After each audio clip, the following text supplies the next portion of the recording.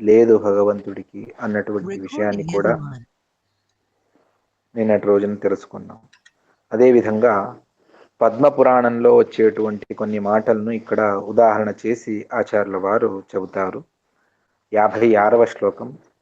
ఉక్తం పద్మపురాణే చ శైవ ఏవ శివేన తు యదుక్తం హరిణా పూర్వం ఉమాయై ప్రాహ తద్ధరః. ఉక్తం పద్మపురాణి శైవే పద్మపురాణి. పద్మపురాణంలో శైవ భాగంలో శివేన ఉక్తం, సాక్షాత్తుగా శంకరుల వారే చెప్పినటువంటి మాట. దాన్ని ఇక్కడ మనకు ఆచార్యుల వారు చెప్తూ ఉన్నారు. ఏమిటది అంటే శైవ అని చెప్పారు. ఇది ఏ విధంగా అనంటే దానికి పద్మపురాణంలో 2 భాగాలు. ఒకటి కాండద్వయము అని పద్మపురాణంలో 2 కాండములు. అందులో పూర్వ భాగమంతా కూడా శివోత్కర్షాన్ని చెప్పేటువంటిది, అందువల్ల అది శైవ సంబంధమైనటువంటిది. ఉత్తరకాండం అంతా కూడా అది సిద్ధాంత రూపంగా విష్ణోత్కర్షాన్ని చెప్పేటువంటిది పద్మపురాణం. అందులో శైవ భాగంలో వచ్చినటువంటి మాటనే ఇక్కడ తీసుకుని చెప్తూ ఉన్నారు. ఏం చెప్పారు అంటే యదుక్తం హరిణా పూర్వం తత్ హరహ ఉమాయై ప్రాహ. భగవంతుడు శంకర్ల వారికి ఏ మాటనైతే చెప్పారో దాన్ని హరహ అంటే శంకర్ల వారు ఉమాయై ప్రాహ, ఉమాదేవికి చెప్పారు. ఏమిటి భగవంతుడు ఏం చెప్పాడు, దాన్ని ఉమాదేవికి ఏం చెప్పారు శంకర్ల వారు అనంటే దానికి భగవంతుడే చెప్పేటువంటి మాట. త్వామారాధ్య తథా శంభో గ్రహిష్యామి వరం సదా ద్వాపరాదో యుగే భూత్వా కలయామానుషాదిషు. 57వ శ్లోకం. హే శంభో అని శంకర్ల వారిని ఉద్దేశం చేసుకుని, త్వాం ఆరాధ్య నిన్ను ఆరాధన చేసి, నీ గురించి తపస్సును చేసి, వరం గ్రహిష్యామి సదా వరం గ్రహిష్యామి, నిన్ను ఆరాధన చేసి నేను వరాన్ని స్వీకరిస్తాను. ఎప్పుడు అనంటే ద్వాపరాదో యుగే భూత్వా మానుషాదిషు కలయా భూత్వా. ద్వాపరాది యుగములలో నేను మానవుల్లో నేను ఒక అంశంతో జన్మించి అప్పుడు నిన్ను ఆరాధన చేసి నీ ద్వారా నేను వరాలను పొందుతాను అని భగవంతుడు చెప్పాడు. ఇక్కడ ద్వాపరాదవు అని అంటే ద్వాపరమే ఆదిగా ఉన్నటువంటిది అని కాదు, విలోమంగా విపరీతంగా ద్వాపరమే ఆదిగా ఉన్నటువంటి, అంటే ద్వాపరమే చివరిదైనటువంటి కృత త్రేత ద్వాపర యుగముల్లో 3 యుగముల్లో నేను మానవుల్లో అవతరిస్తాను. అందులో ద్వాపర యుగంలో నేను నిన్ను ఆరాధన చేసి వరాన్ని పొందుతాను అని భగవంతుడు చెప్తూ ఉన్నాడు. సదా అని అన్నారు. ఎల్లప్పుడూ వరాన్ని పొందుతాడు అంటే కాదు. ఎప్పుడైతే నేను తపస్సును ఆరాధన చేస్తాను, సదా ఆరాధ్య, ఎల్లప్పుడూ నిన్ను ఆరాధన చేసి అంటే నిర్విరామంగా నిన్ను ఆరాధన చేసి నేను వరాన్ని సంపాదిస్తాను అని భగవంతుడు అన్నాడు. నిజంగా భగవంతుడు ఇక్కడ ఆరాధన చేశాడా అంటే లేదు, స్వస్వరూపాన్ని ఆరాధన చేసుకున్నాడు తప్ప శంకర్ల వారిని ఆరాధన చేయలేదు. ఎప్పుడు అనంటే అది మహాభారతంలో ఈ మాట మనకు తెలిసి వస్తుంది. సాక్షాత్తుగా భగవంతుడు 12 సంవత్సరాలు కైలాస పర్వతానికి వెళ్ళి భగవంతుడు తను శంకర్ల వారిని గురించి తపస్సు చేయాలి. ఆ సమయంలో ఏమవుతుంది అంటే 12 సంవత్సరాల వరకు అక్కడే ఉండాలి అంటే కాస్త కష్టమే. అందువల్ల భగవంతుడు ఏం చేస్తాడు అంటే దీన్ని ఆచార్యుల వారు ఉదాహరణ చేస్తారు. ఎక్కడ అనంటే 22వ అధ్యాయంలో తాత్పర్య నిర్ణయంలో ఆచార్యుల వారి చెప్పేటువంటి మాట ఒకటి ఉన్నది. అదేమిటి అనంటే భగవంతుడు శంకరుల వారిని గురించి తపస్సు చేయడానికని కైలాసానికి వెళతారు. రుక్మిణి మరియు కృష్ణుడు ఇద్దరు కలిసే వెళతారు. ఆ సమయంలో 12 సంవత్సరాలు కావాలి కదా అని భగవంతుడు ఏం చేస్తాడు అంటే బృహస్పతి సంవత్సరమానాన్ని ఎలా పరిగణిస్తారు అంటే బృహస్పతి ఒక రాశి నుంచి మరొక రాశికి వెళితే అది ఒక సంవత్సర కాలం అవుతుంది అని అంటారు. ఆ విధంగా బృహస్పతికి భగవంతుడు ఆజ్ఞ చేసి నీవు నెలకొకసారి మారాలి అని అంటాడు. స్వామి నీ ఆజ్ఞ నీవు చెప్పినట్టుగానే నేను నడుచుకుంటాను అని చెప్పేసి బృహస్పతి ఒక్కొక్క నెలకు మారుతూ వచ్చాడు. అంటే ఒక సంవత్సరంలోపనే 12 సంవత్సరాల కాలం అయిపోయింది అని భగవంతుడు నిర్ణయాన్ని చేసి భగవంతుడు చెబుతాడు. అటువంటి ఆ విధంగా అక్కడ శంకర్ల వారిని ఆరాధన చేశాడు. దాని వరమంతా ఇచ్చిన తర్వాత అంటే నాకు సంతానం లేదు అని అప్పటికి 2-3 సార్లు అంటే చాలా ముందే రుక్మిణి వివాహం కంటే ముందే ఒకసారి జరాసంధుడితో యుద్ధం చేస్తూ అప్పటికప్పుడు తన ఉదరం నుంచి ప్రద్యుమ్నుడిని సృష్టి చేసి అతడితో కూడా యుద్ధాన్ని చేయించి మళ్ళీ తన ఉదరంలో వేసేసుకుంటాడు. తర్వాత మళ్ళీ వివాహం అయిన తర్వాత మళ్ళీ ప్రద్యుమ్నుడు జన్మిస్తాడు.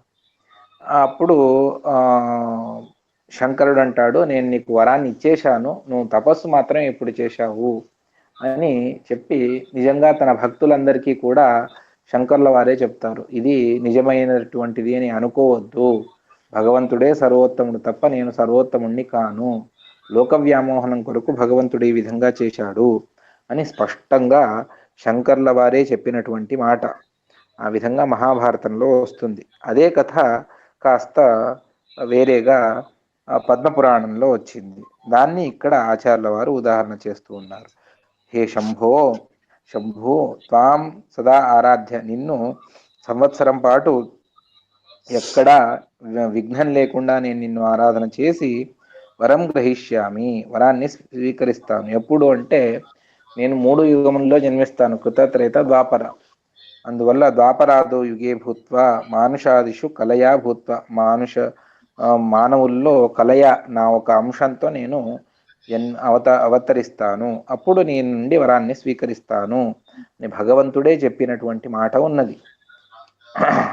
ఈ విధంగా భగవంతుడు ముందే శంకర్ల వారికి చెప్పి నేను నిన్ను ఉద్దేశించుకొని తపస్సు చేస్తాను, అప్పుడు అందరికీ కూడా మిథ్యాజ్ఞానం ఏర్పడుతుంది, నారాయణుడు సర్వోత్తముడు కాదు, స్వయంగా శంకరుడే సర్వోత్తముడు అని. అదేవిధంగా 58వ శ్లోకంలో మరికొన్ని మాటలను చెబుతారు.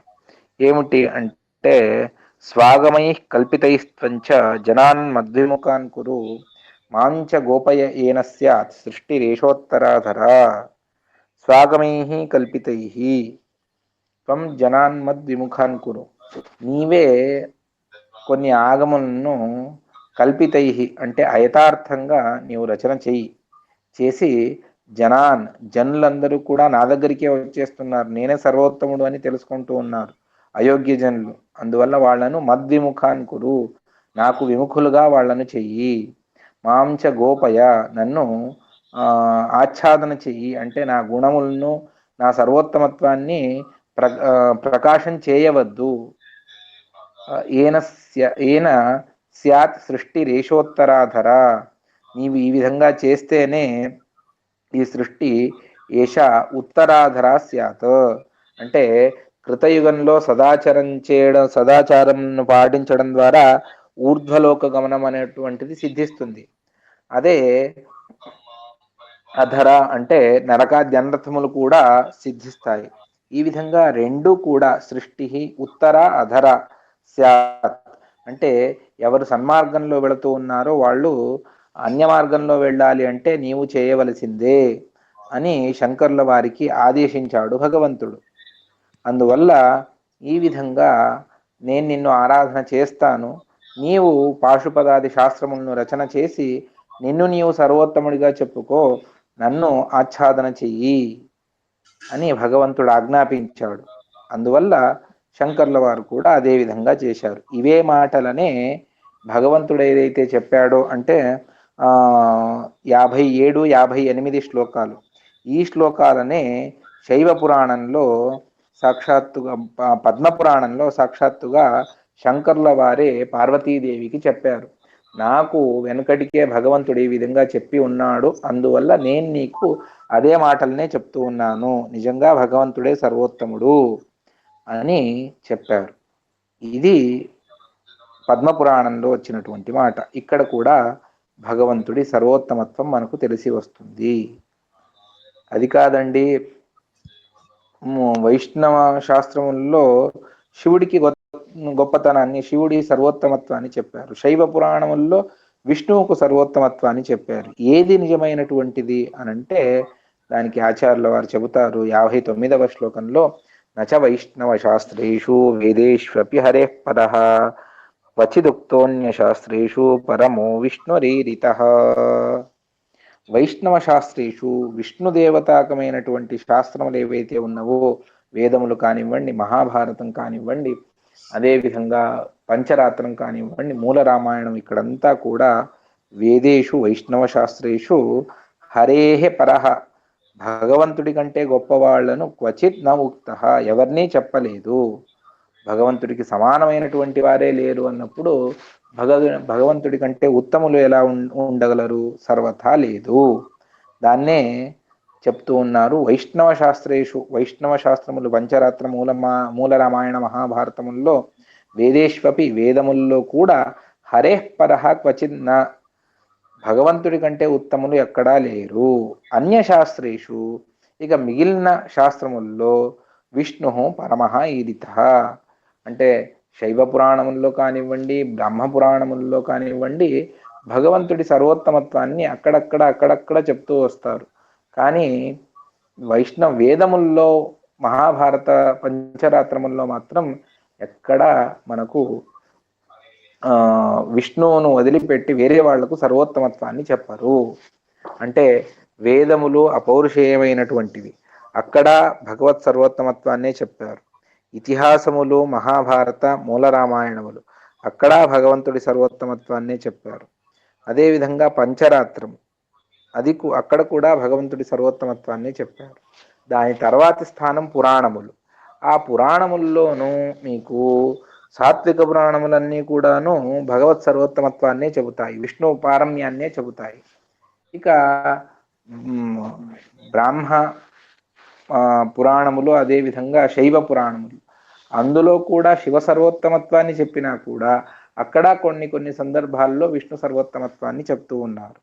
అందువల్ల భూయిష్టంగా మీరు చూసుకుంటే అది 60-70% వరకు అన్ని శాస్త్రముల్లో విష్ణు సర్వోత్తమత్వాన్నే చెప్పారు తప్ప వేరే వాళ్ళ సర్వోత్తమత్వాన్ని చెప్పలేదు. కానీ ఏమైపోయింది అంటే ఆ 30-35% ఉన్న వాళ్ళకేనే మెజారిటీ అని చెప్పేసి ఈ కలియుగంలో అంతా కూడా శివ సర్వోత్తమత్వాన్ని ఎక్కువగా ఆరాధన చేస్తారు. అది యుగానుసారంగానే ఆ విధంగా చేస్తారు. నిజంగా చూసుకుంటే మనకు ఎక్కువగా విష్ణు సర్వోత్తమత్వాన్ని చెప్పారు. అందువల్లనే ఆచార్యుల వారు చెబుతారు, అంటే మహాభారతమే చెబుతుంది, వేదే రామాయణే చైవ పురాణే భారతే తథా ఆదౌ అంతే చ మధ్యే చ విష్ణు సర్వత్ర గీయతే అని. వేద పురాణ ఇతిహాసముల్లో సర్వత్ర విష్ణువునే కీర్తిస్తారు. ఎందుకు అంటే సర్వోత్తముడు ఆయనే, అందువల్ల అతన్నే కీర్తన చేస్తారు. వైష్ణవ శాస్త్రముల్లో విష్ణు సర్వోత్తమత్వాన్నే చెబుతారు. ఇక శైవ పురాణముల్లోనూ శివ సర్వోత్తమత్వాన్ని చెప్పినా కూడా ఒక్కొక్కసారి అక్కడ విష్ణు సర్వోత్తమత్వాన్నే చెబుతారు. అందువల్ల ఈ శైవ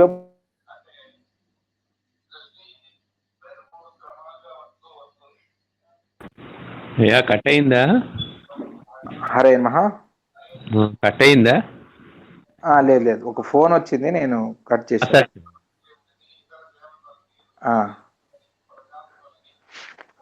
అందువల్ల వైష్ణవ శాస్త్రముల్లో విష్ణు సర్వోత్తమత్వాన్ని చెప్పారు. అందువల్ల దాన్నే మనం గ్రహించాలి. ఈ విషయంలోనే మరొక ప్రమాణాన్ని కూడా ఆచార్యుల వారు చెప్తూ ఉన్నారు 60వ శ్లోకంలో. నిర్దోషత్వాచ్చ వేదానాం వేదోక్తం గ్రాహ్యమేవ హి వేదేషు చ పరో విష్ణు సర్వస్మాదుచ్యతే సదా. వేదానాం నిర్దోషత్వాత్, వేదముల్లో ఏ దోషములు లేవు, అందువల్లనే వేదమును అందరూ గ్రహించారు, అందరూ స్వీకరించారు. అందువల్ల నిర్దోషమైనటువంటి వేదముల్లో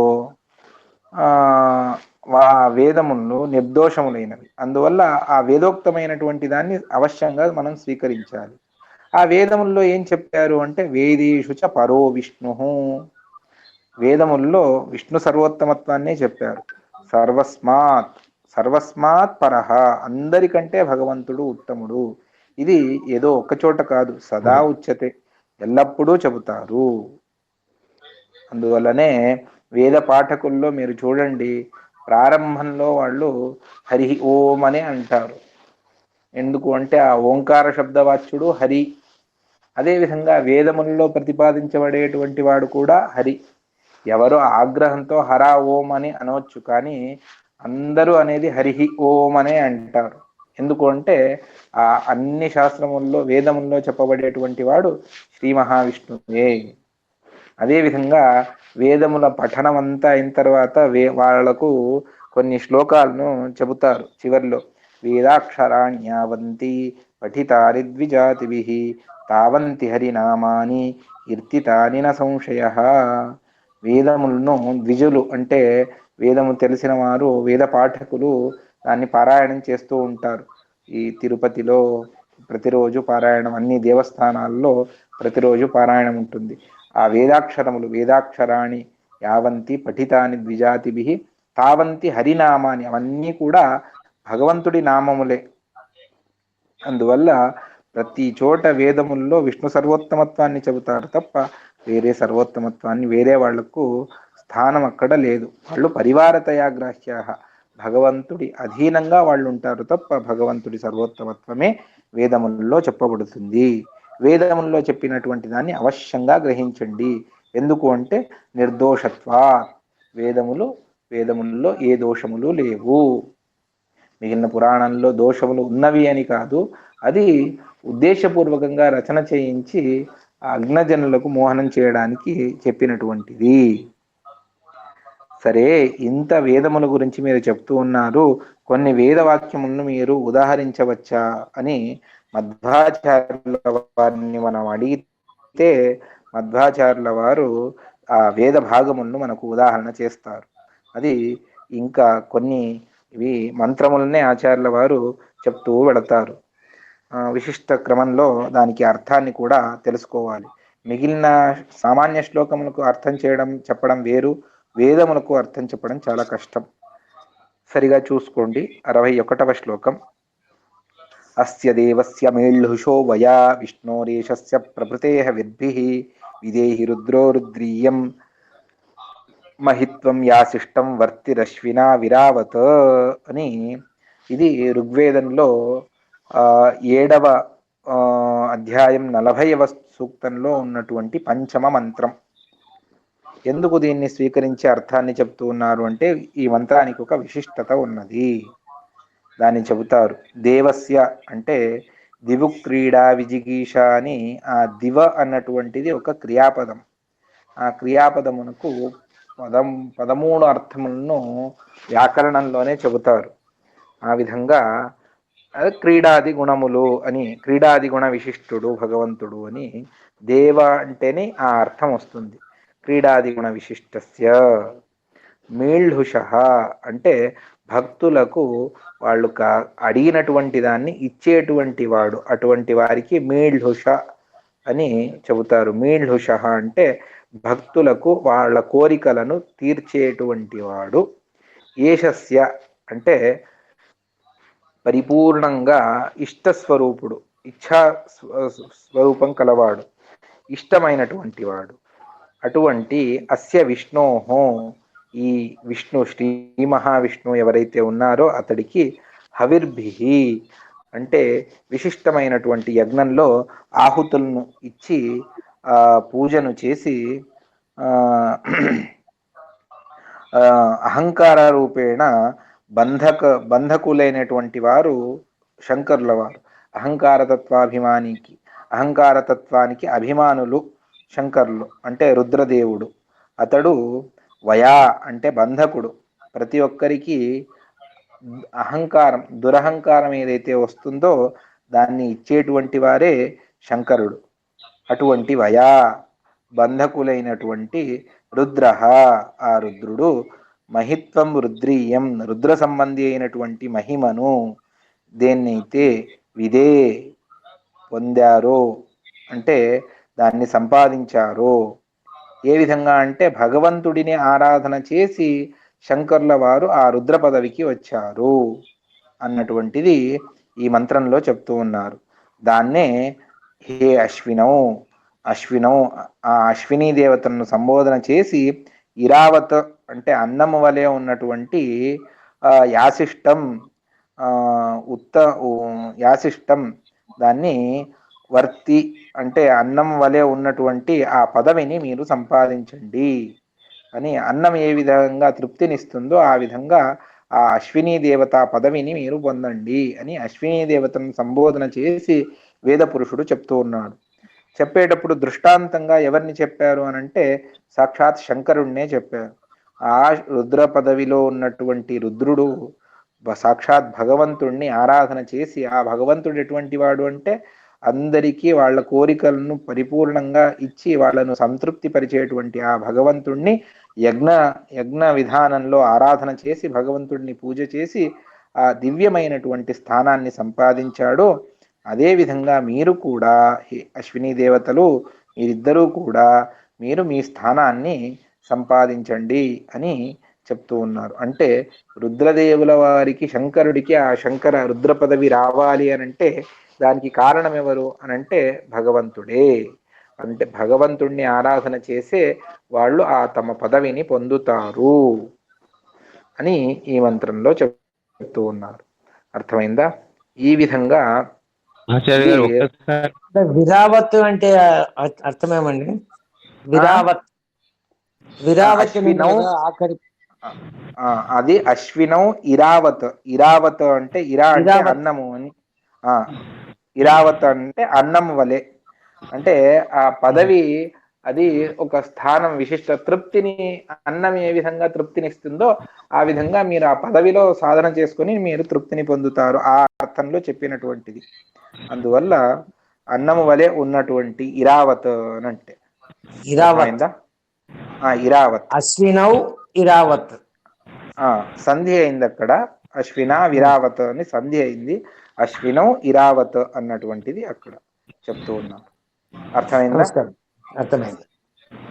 సరే. ఈ విధంగా విష్ణు సర్వోత్తమత్వాన్ని ఈ అంటే రుద్రుడి కంటే గొప్పవారు.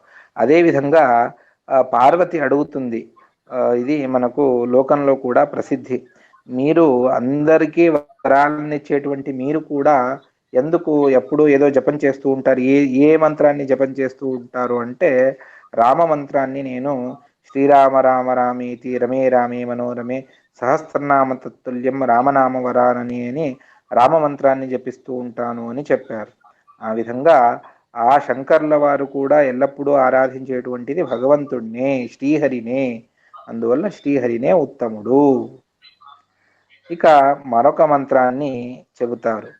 అది ఈ రెండు మంత్రాలను కలిపి ఒకే శ్లోకంగా ఆచార్యుల వారు చెబుతారు. అది రెండు కూడా ఋగ్వేదంలో వచ్చినటువంటిది. మొదటి మంత్రము 2వ అధ్యాయం 33వ సూక్తంలో వచ్చినటువంటిది. రెండవది మనం ప్రతిరోజు పూజలో ఉపయోగించేటువంటి అంబ్రణి సూక్తం. ఆ సూక్తంలో వచ్చేటువంటి 10వ మండలంలో 10వ అధ్యాయంలో వచ్చేటువంటి 125వ సూక్తం అది. అందులో పంచమ మంత్రం. అవేమిటి రెండు అంటే స్తుహిశ్రుతం గర్తసదం యువానం మృగన్న భీమముపహత్నముగ్రం. అదేవిధంగా యం కామ ఏతంతముగ్రం కృణోమితం బ్రహ్మాణం తం ఋషిం తం సుమేధాం.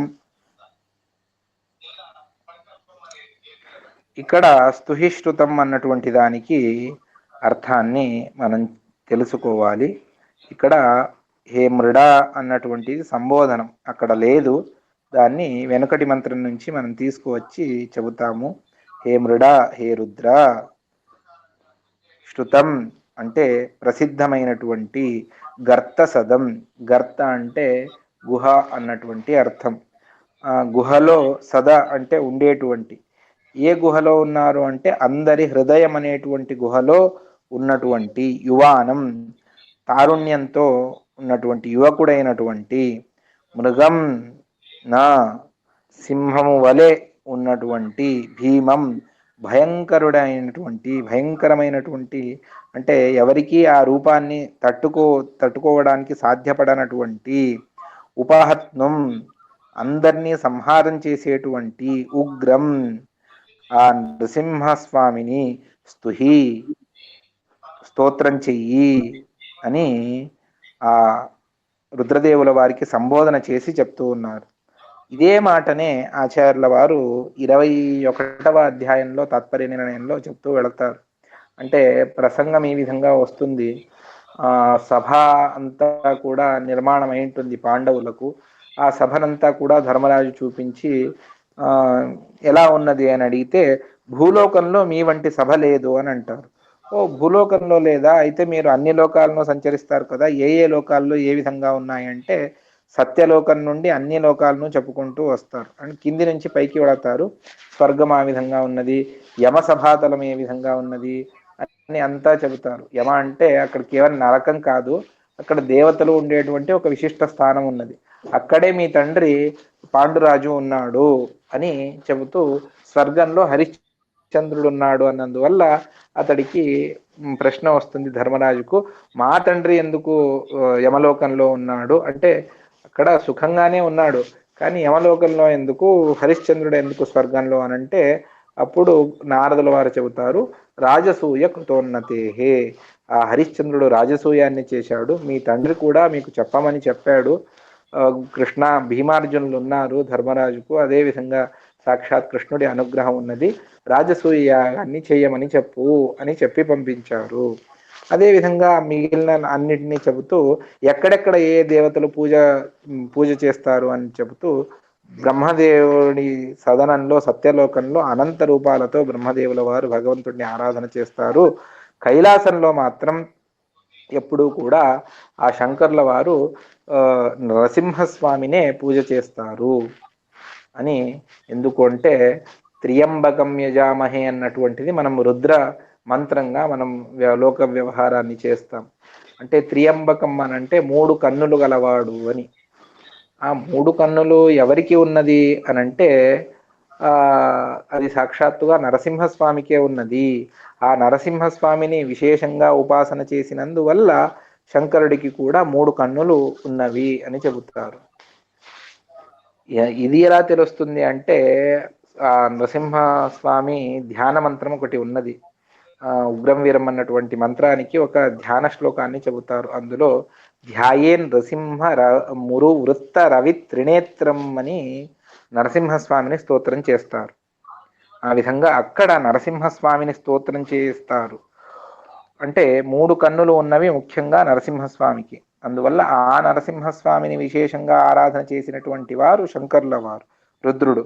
అందువల్ల ఆయనకు కూడా 3 కన్నులు ఉన్నాయి అని లోకంలో ప్రసిద్ధి. 3 కన్నులు ఉన్నాయి. దానికి కారణం నరసింహస్వామి ఉపాసన. దాన్ని ఇక్కడ చెప్తూ ఉన్నారు. స్తుహిష్టుతం గర్త సదం యువానం మృగన్న భీమముపహత్ను ముగ్ధం. శృతం ప్రసిద్ధుడైనటువంటి గర్తసదం, అందరి హృదయ గుహలో ఉన్నటువంటి యువానం, కారుణ్యంతో ఉన్నటువంటి మృగంన అంటే మృగం కాదు, కేవలం మృగం మాత్రమే కాదు, మనిషి ఇద్దరూ కలిసి ఉన్నటువంటి భీమం, శత్రుభయంకరమైనటువంటి, ఉపహత్నం అందరి దగ్గరికి వెళ్ళి సంహరించేటువంటి ఉగ్రం ఆ నరసింహస్వామిని స్తుహి స్తోత్రం చెయ్యి అని శంకర్ల వారికి ఆదేశం చేస్తూ ఉన్నారు. ఆ విధంగా అందువల్ల ఈ నరసింహస్వామిని విశేషంగా ఆరాధన చేస్తారు రుద్రదేవుల వారు. ఆచార్యుల వారు చిన్న సందేహం. ఇప్పుడు ఇందాక దాంట్లో పార్వతి అడిగితే శ్రీరామ రామ రామేతి అన్నారు, ఇక్కడ నరసింహస్వామి అంటున్నా. అంటే రూపాలు వేరేనా ఒకటి అనుకోండి, కానీ అది ఎందుకు అలా వచ్చింది అంటే ఒక్కొక్కసారి ఒక్కొక్కటి. ప్రధానంగా వాళ్లకు అనంత రూపాలను అనేక రూపాలను చూసేటువంటి శక్తి, అపరోక్షంగా చూసేటువంటి శక్తి వాళ్లకు ఉన్నది దేవతలకు. సామాన్య దేవతలకే ఉంటుంది అన్న తర్వాత వీళ్ళు అహంకార తత్వాభిమానులు విశేషంగా ఉంటుంది. అందువల్ల నరసింహస్వామిని విశేషంగా ఆరాధన చేస్తారు. కావాలంటే రామ రూపాన్ని, అంటే ఒకే రూపంతో వాళ్ళు ఎప్పుడూ ఆరాధన చేయరు. అంటే మనకి ఏ విధంగా ఒకే దేహం ఉన్నది, సంధ్యావందనం చేయమంటారా, భోజనం చేయమంటారా అని మీరు అడగవచ్చు. వాళ్ళు అనేక రూపాలను తీసుకునేటువంటి సామర్థ్యం ఉన్నది. ఒక్కొక్క రూపంతో ఒక్కొక్క భగవంతుడిని ఆరాధన చేస్తారు, అందులో సందేహం లేదు.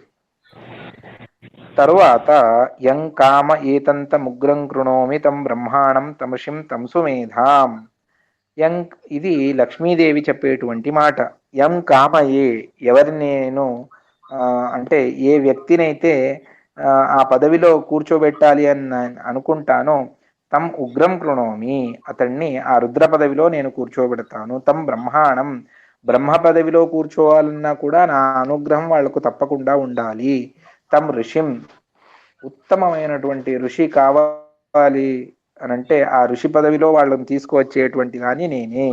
తం సుమేధాం, ఉత్తమమైనటువంటి బుద్ధి. మీ పిల్లలకు ఎవరికైనా విశిష్ట జ్ఞానం కావాలి అంటే లక్ష్మీదేవి ఉపాసన చేయమని.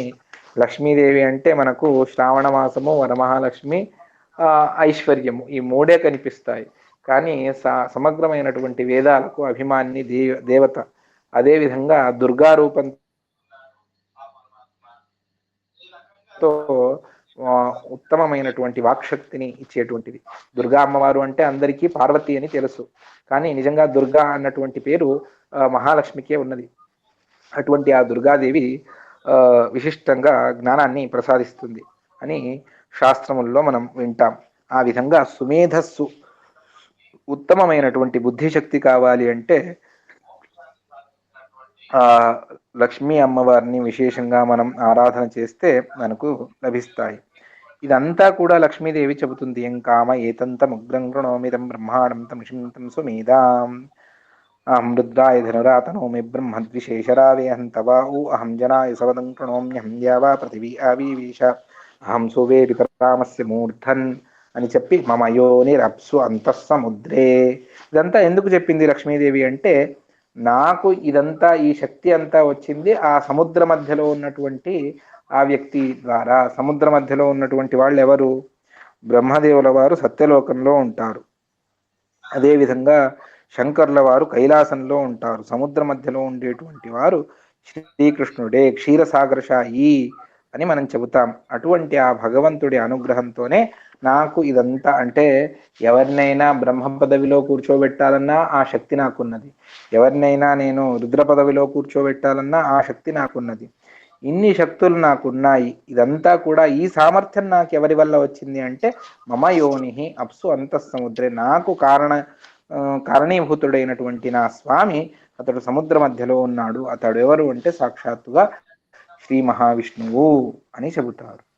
అందువల్ల ఇవన్నీ కూడాను భగవంతుడి సర్వోత్తమత్వాన్ని చెప్పేటందుకు నిదర్శనమునైనటువంటి వేదవాక్యములు. ఇవన్నీ కూడా ఋగ్వేదంలోనే మనకు కనిపిస్తాయి.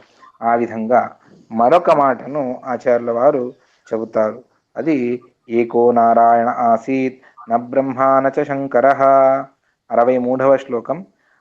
ఏకో నారాయణ ఆసీత్ న బ్రహ్మా నచ శంకర వాసుదేవో వా ఇదమగ్ర ఆసీత్ న బ్రహ్మా నచ శంకర అని. ఇది నిజంగా ఇక్కడ ఉదాహరణ చేశారు, కానీ ఈ సమగ్రమైనటువంటి శృతి అంటే ఇంకా మధ్యలో కొన్ని వాక్యాలు ఉన్నాయి. దీన్ని ఆచార్యుల వారు విష్ణుతత్వ వినిర్ణయంలో దీని గురించి చెబుతారు. అక్కడ ఏం చెప్పారు అంటే ఏకో నారాయణ ఆసీన్ న బ్రహ్మా నచ శంకర. ఇక్కడ వచ్చినటువంటి ప్రథమ పాదం.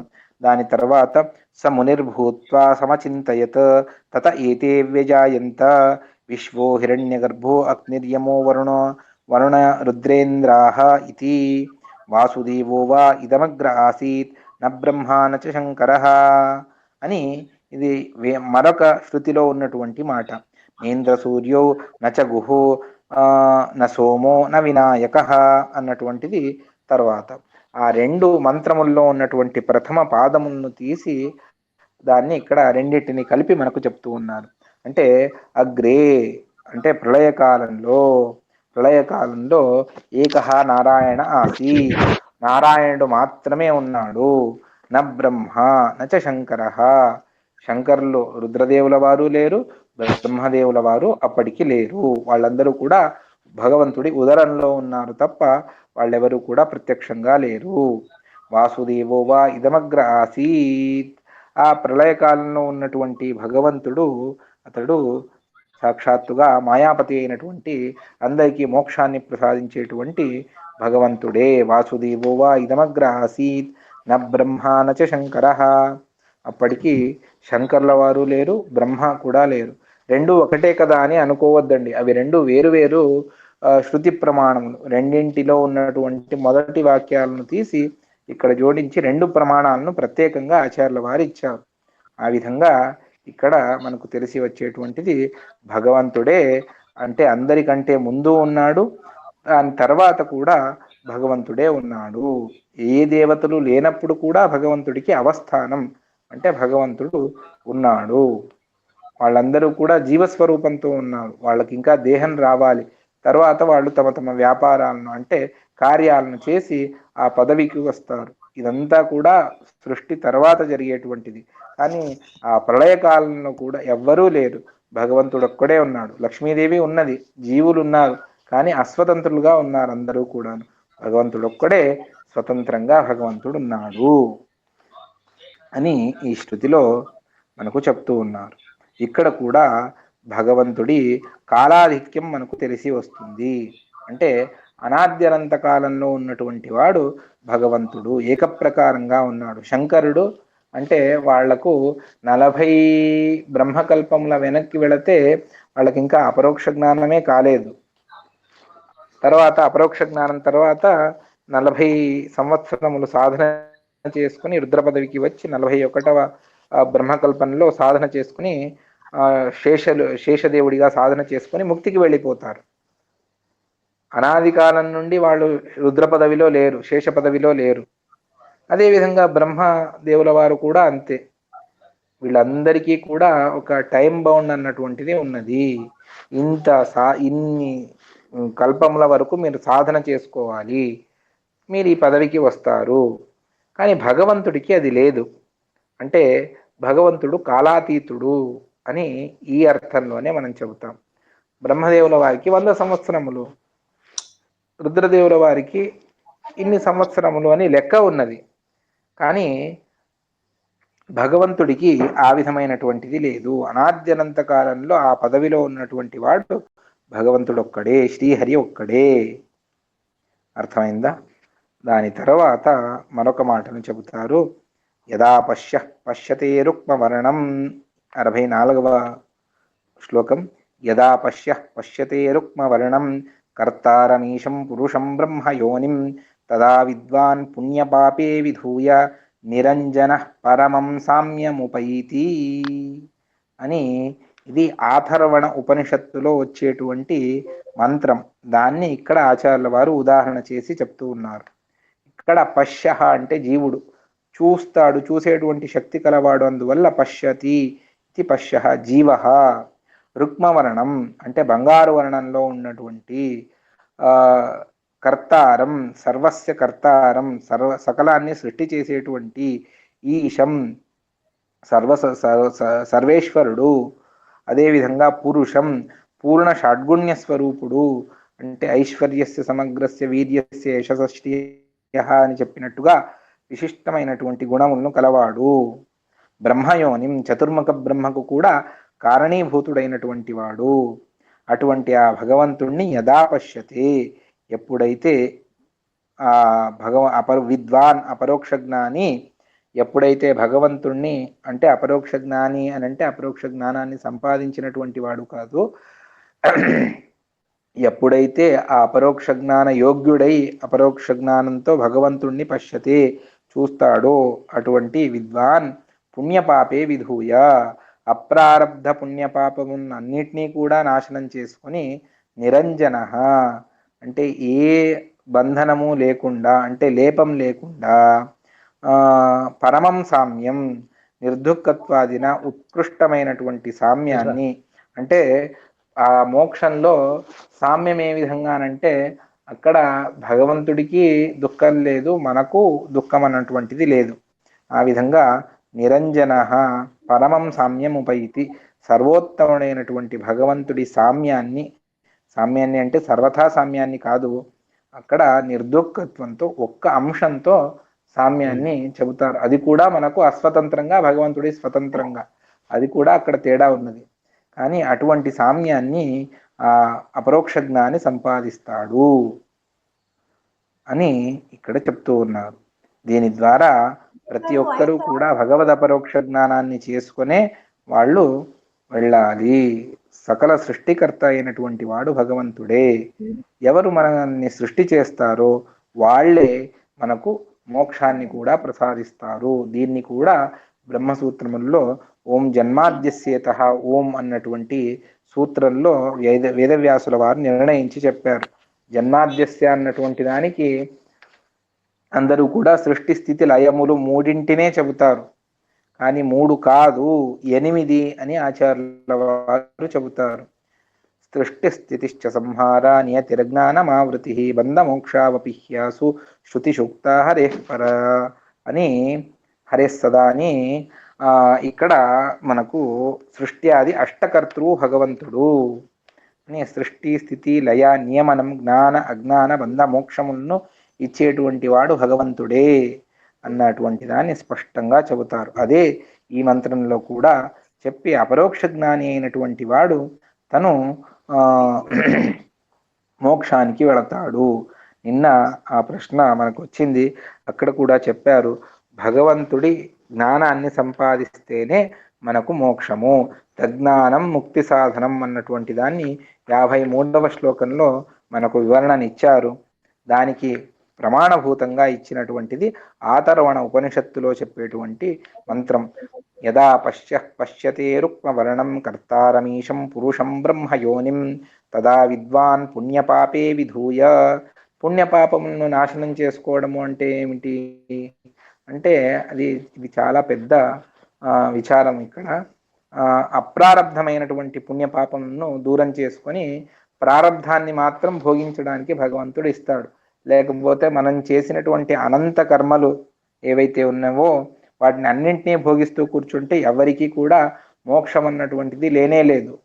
అందువల్ల కర్మభోగం ఎప్పటి వరకు అంటే అది అపరోక్ష జ్ఞానం వరకు. అపరోక్ష జ్ఞానం తర్వాత పాపమంతా వెళ్ళిపోతుంది. ఆ పుణ్యంలో కూడా ఇష్ట అనిష్ట పుణ్యము అన్నటువంటిది అది అందులో విభాగాన్ని చేసి అందులో అనిష్ట పుణ్యం అంతా కూడా వెళ్ళిపోతుంది, ఇష్టపుణ్యం మాత్రం మిగులుతుంది. ఈ విధంగా దాన్ని చతుర్థాధ్యాయ ప్రథమ పాదంలో మనకు విభాగాన్ని చేసి బ్రహ్మసూత్ర భాష్యం, అదేవిధంగా తత్వప్రకాశికలో చాలా విస్తారంగా దాన్ని విభాగాన్ని చేసి ఆచార్యుల వారు, టీకాచార్యుల వారు, ముఖ్యంగా జయతీర్థుల వారు మనకు దాన్ని బోధిస్తారు. ఆ విధంగా దాన్ని మనం తెలుసుకోవచ్చు. ఆ పుణ్యపాపములను దూరం చేసుకొని నిరంజన అంటే దోషం లేకుండా పరమం సామ్యం పైతి నిర్దుఃఖత్వేన భగవత్ సామ్యాన్ని పొందుతాడు అన్నటువంటి దాన్ని ఈ మంత్రంలో చెప్పి, అందువల్ల భగవంతుడి తత్వజ్ఞానం చాలా ప్రధానం. మీరు అందరూ కూడా పురాణాల్లో అక్కడ ఇక్కడ తపస్సు చేస్తారు అని వింటారు. తపస్సు అనంటే ఏమిటి? జపమాలను పట్టుకొని జపం చేస్తూ కూర్చోవడం తపస్సు అన్నటువంటి దానికి అనేక అర్థములు ఉన్నవి. ముఖ్యంగా తపస్సు అంటే తప ఆలోచనే అన్నటువంటిది. ఆ తప అన్నటువంటి ఆ శబ్దానికి మూల రూపం క్రియాపదం ఏమిటి అంటే తప ఆలోచనే. అంటే ఎల్లప్పుడూ శాస్త్రమును చదువుతూ ఆ భగవంతుణ్ణి ఆలోచన చేయడమే నిజమైనటువంటి తపస్సు. ఇది ప్రధానమైనటువంటి తపస్సు. అందువల్లనే తైత్తిరీయ ఉపనిషత్తులో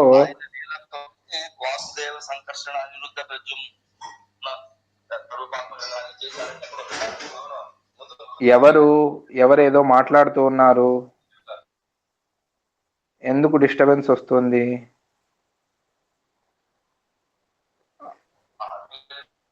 ఆ విధంగా నేను చెప్తూ మధ్యలో ఎవరు మాట్లాడొద్దండి, డిస్టర్బ్ చాలా అయిపోతుంది, అందరికీ వినడానికి సాధ్యపడదు.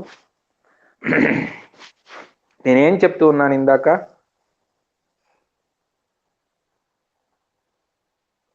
హరే నమః.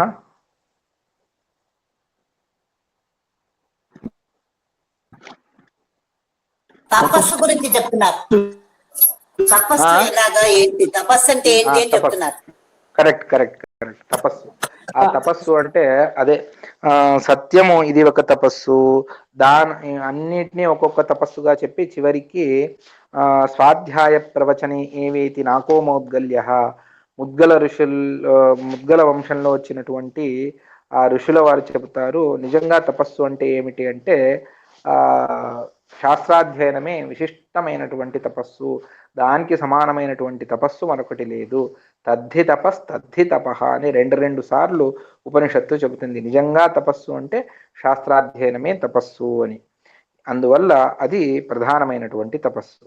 ఇక రెండవ తపస్సు అంటే కాయక్లేశ రూపమైనటువంటి తపస్సు, అంటే ఏకాదశి, ఉపవాసం, విష్ణు పంచకం మొదలైనటువంటివి కూడా అది కాయానికి ఏదైతే క్లేశాన్ని ఇస్తుందో, కష్టపడి చేసేటువంటిది, అది కూడా ఒక తపస్సు అని చెబుతారు. ఇక జపాన్ని అది సాధారణమైనటువంటిది, అది తపస్సు అని. మనకు టీవీల్లో చూసిన తపస్సుకు వెళ్ళారు అంటే ఘోరమైనటువంటి తపస్సు చేశారు, ఒంటి కాలు మీద నిలబడి, అవన్నీ చెప్తారు. కానీ ఆ తపస్సు అది ప్రధానమైనటువంటిది కాదు. అంటే ఎక్కడెక్కడ సాత్విక తపస్సును చెబుతారో, ఋషులు మునులు వాళ్ళందరి తపస్సును చెబుతారో, వాళ్ళందరూ కూడా శాస్త్రాధ్యయనాన్ని చేసేటువంటి తపస్సే అది నిజమైనటువంటి తపస్సు అని తెలుసుకోండి. అందువల్ల ఎప్పుడూ కూడా భగవద్ పరోక్ష జ్ఞానానికి కావలసినటువంటిది ఏమిటి అంటే, దీన్ని మధ్వాచార్యుల వారు తంత్రసార సంగ్రహంలో చాలా అద్భుతంగా చెబుతారు. 4వ అధ్యాయం చివర్లో, అథవా సతతం శాస్త్ర విమర్శేణ భవిష్యతి. ధ్యానం, ప్రాణాయామము, ప్రత్యాహారము మొదలైనటువంటివన్నీ అష్టాంగములను చెప్పి దీని ద్వారా భగవంతుడిని తెలుసుకోవచ్చు, అదంతా చెబుతూ ఒక్కొక్క దేనికంటే ఏది గొప్పది అని అంతా చెబుతూ చివరిగా చెబుతారు, ఈ అపరోక్ష జ్ఞానం కావాలి అంటే మీరు సతతం శాస్త్ర విమర్శేణ భవిష్యతి, నిరంతరంగా శాస్త్రాధ్యయనాన్ని చేస్తూ వెళితే మీకు అవశ్యంగా అతి శీఘ్రంగా అపరోక్ష జ్ఞానం సిద్ధిస్తుంది అని చెబుతారు. అంతటి గొప్పది శాస్త్రశ్రవణము. గురువుల వారు చెప్తూ ఉన్నప్పుడు శ్రద్ధగా దాన్ని విని మళ్ళీ మళ్ళీ దాన్ని ఆవృత్తి చేసుకొని ఆ తత్వాన్ని సిద్ధం చేసుకోవడం ఏదైతే ఉన్నదో అది నిజమైనటువంటి తపస్సు.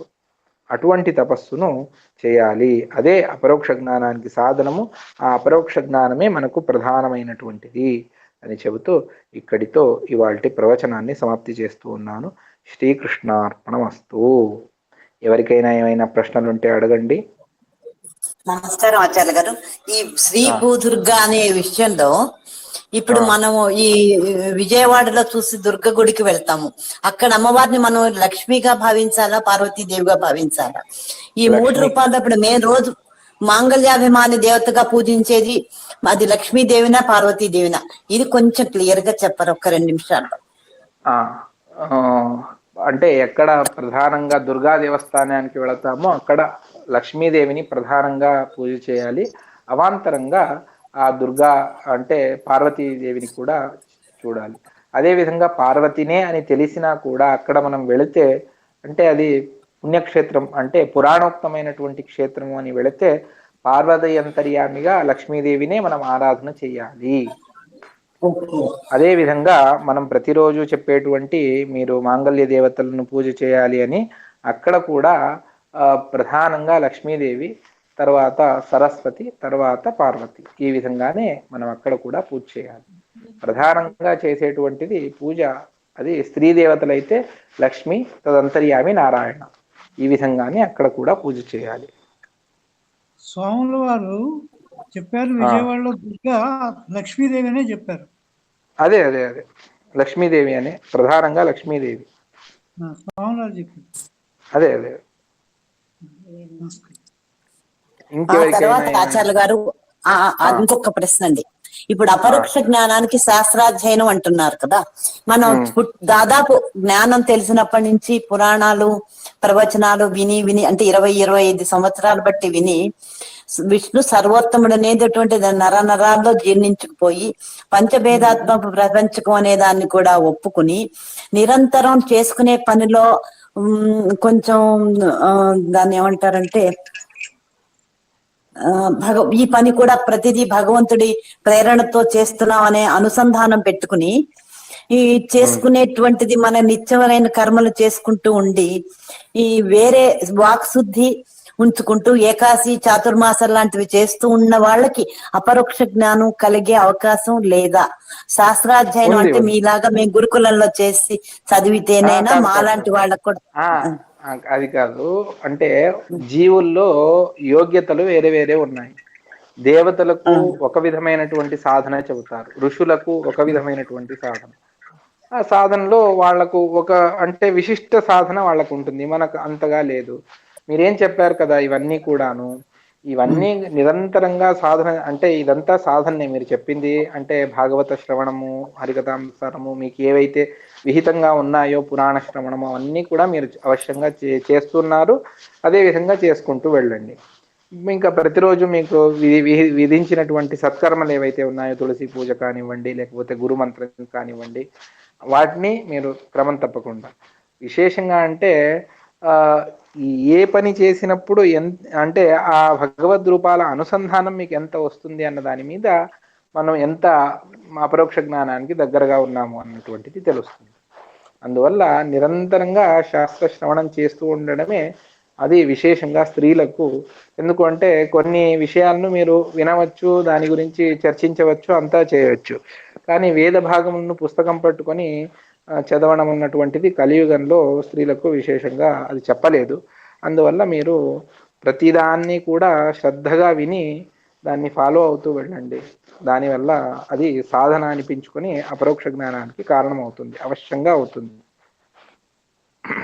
అర్థమైందా? అప్పుడు అలాంటి ఛాన్స్ లేదంటే కొంచెం చేసే సాధనలో బద్ధకం వచ్చే అవకాశం ఉంది. ఏం చేసినా వచ్చేదేం లేదు కదా అని మేము కొంచెం తేలిగ్గా తీసుకునే అవకాశం లేదు లేదు లేదు లేదు. అంటే ఇప్పుడు చేసుకున్నటువంటి సాధన అది జన్మాంతరంలో అది యోగ్యతను బట్టి అనుకోండి, జీవుడి యోగ్యతను బట్టి. బట్ ఈ మార్గంలో ఉన్నారు మీరు, అది ఇంకా ముందుకు వెళతారు ముందుకు వెళతారు ముందుకు వెళతారు. అలా ముందుకు వెళుతూ ఉత్తమ గురువుల సాన్నిధ్యం దొరుకుతుంది, వాళ్ళు ఉపదేశం చేస్తారు. అప్పుడు మీ సాధన ఏమిటి ప్రతి ఒక్కదాన్ని వాళ్ళు విశ్లేషణ చేసి చెప్పి ఈ విధంగా మీరు చేసుకోండి అని మీకు అపరోక్ష స్త్రీలకు కూడా అపరోక్ష జ్ఞానం అవశ్యంగా ఉన్నది. లేదు అని అంటే వేరే సిద్ధాంతాల్లో లేదని చెబుతారు, కానీ మధ్వాచార్యుల వారు అవశ్యంగా స్త్రీలకు ముక్తి ఉన్నది, అపరోక్ష జ్ఞానం ఉన్నది, సాధన ఉన్నది, ప్రతి ఒక్కటి చెప్పారు. అందువల్ల అవశ్యంగా మీరు చేసేటువంటి సాధన ఉత్తమమైనటువంటి సాధన. మీరు ఏవైతే చెప్పారో అవన్నీ శాస్త్రోక్తమైనటువంటిదే. దాన్ని అదే విధంగా చేస్తూ ఇంకా వీలైతే ఎక్కువగా అంటే మనం సంసారంలోనే ఉన్నాం, తాపత్రయాలు ఉంటాయి లేదని కాదు, దీని మీద ఆసక్తి ఎంత తగ్గించుకోగలిగితే అంత మనకు లాభం ఎక్కువ. సాంసారికంగా ఆసక్తిని తగ్గించుకొని, కష్టం అది, నోటితో చెప్పినంత సులువు కాదు, నేను కూడా చెప్పగలను. కానీ ఆ ఆసక్తి ఎప్పుడు మనకు తగ్గుతుందో, శాస్త్రం చెప్పేటువంటి మాట, ఎప్పుడైతే మీకు ఆసక్తి తగ్గుతుందో అప్పుడు మీకు ఆ జ్ఞానం ఎక్కువ రావడానికి వీలుంటుంది. ఓకే ఆచార్య గారు, నమస్కారం. నమస్కారం. చెప్పండి. ఈ 58వ శ్లోకంలోనే వైష్ణవ శాస్త్రేషు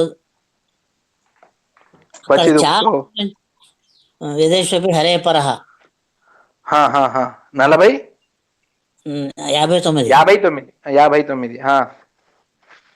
అంటే అక్కడ చా ఎందుకు ఉందండి? ఎక్కడ నచ వైష్ణవ హరే నపరహ అంటే హరికంటే ఉత్తముడు లేడని చెప్పి.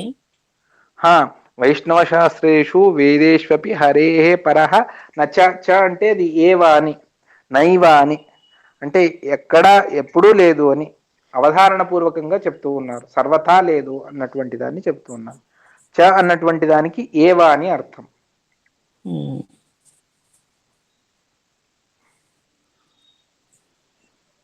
సరే, నమస్కారం అండి. నమస్కారం. సమాప్తి చేయొచ్చా? చేయించి. శ్రీకృష్ణార్పణమస్తు. నాహంకర్త హరికర్త తత్పూజా కర్మ చాఖిలం తథాపి మత్కృతా పూజా తత్ప్రసాదేన నాన్యథా తద్భక్తిస్తత్ఫలం మహ్యం తత్ప్రసాద పునః పునః కర్మన్యాసో హరావయం విష్ణోస్తృప్తికరः సదా అనేన భావి అత్పుణ్యం సమాప్నోతు గురుర్మమ తదాప్నోతు గురుర్మమ. శ్రీకృష్ణ.